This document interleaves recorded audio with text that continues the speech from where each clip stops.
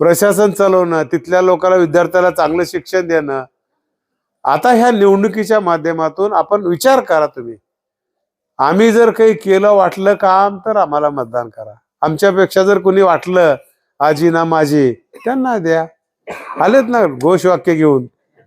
अरे येड्या, एक जिल्हा परिषद सांभाळले म्हणजे काय मतदारसंघ सांभाळतो का? एवढी गोष्ट सोपी आहे का? घरात 4 माणसं आहेत बापू, एक मतदान देता 4 माणसाकडून काम करून घेता. एवढी उपलब्धी कुठं आहे तुम्हाला सांगा? माझा चुलता माझ्यापेक्षा मतदारसंघात जास्त राहते.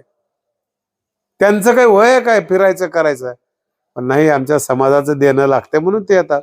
आणि पुन्हा म्हणतात तू जाऊन भेट, मी गेलो होतो मातीला म्हणून. पुन्हा माझा भाऊ आहेच तुमच्या सेवेला. दुसरा चुलता आहे, बारके तर सोडून दिलो मी. 4 माणसं आहेत तर उरकना गेलं काम. 4 माणसं आहेत तरी लोक म्हणतात खूप दिवस आलेच नाहीत. हा, कोणी कुठे गेलं नाही, सगळे आमच्या संघच आहेत. उगाच आपण म्हणलो इकडं असं झालंय तिकडं तसं झालंय. म्हणून या ठिकाणी अधिक काही बोलत नाही. आणि घड्याच्या समोरचं बटन दाबान राज्यामध्ये महायुतीचं सरकार आला, राहिलेले कामं आम्ही करून घेऊ, एवढी अपेक्षा व्यक्त करून माझे 2 शब्द संपवतो.